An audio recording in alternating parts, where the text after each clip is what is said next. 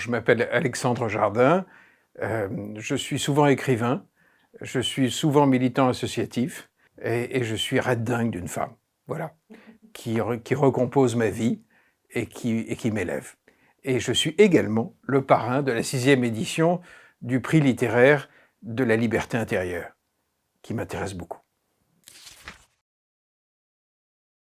J'ai voulu parrainer ce prix parce que c'est exactement ce dont l'époque a besoin. On va être très clair, on vit dans une époque de conformisme et tout à coup, il y a une bande de fous qui décide de célébrer les livres qui nous rendent libres, intérieurement, qui nous emmènent vers le haut, par un chemin spirituel, quel qu'il soit. L'idée de m'associer à un bon coup pour l'espèce humaine, ça me fait plaisir.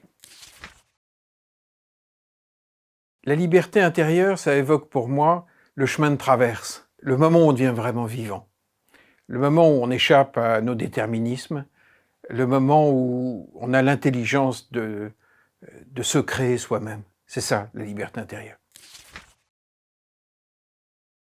La littérature, c'est l'espace qui est donné à notre espèce pour vivre la totalité de ce que nous sommes. C'est pour ça qu'il ne faut pas trop contrôler la littérature. Il faut accepter qu'il y ait des littératures parfois insupportables. Parce que l'espèce n'est pas que grandeur. Alors évidemment, dans le prix de la liberté intérieure, on va essayer d'aller vers le haut. Mais la littérature, c'est là où notre psychisme peut gambader. Vous pouvez lire le dernier prix de la liberté intérieure ou Les liaisons dangereuses, qui est quand même une histoire de deux pervers.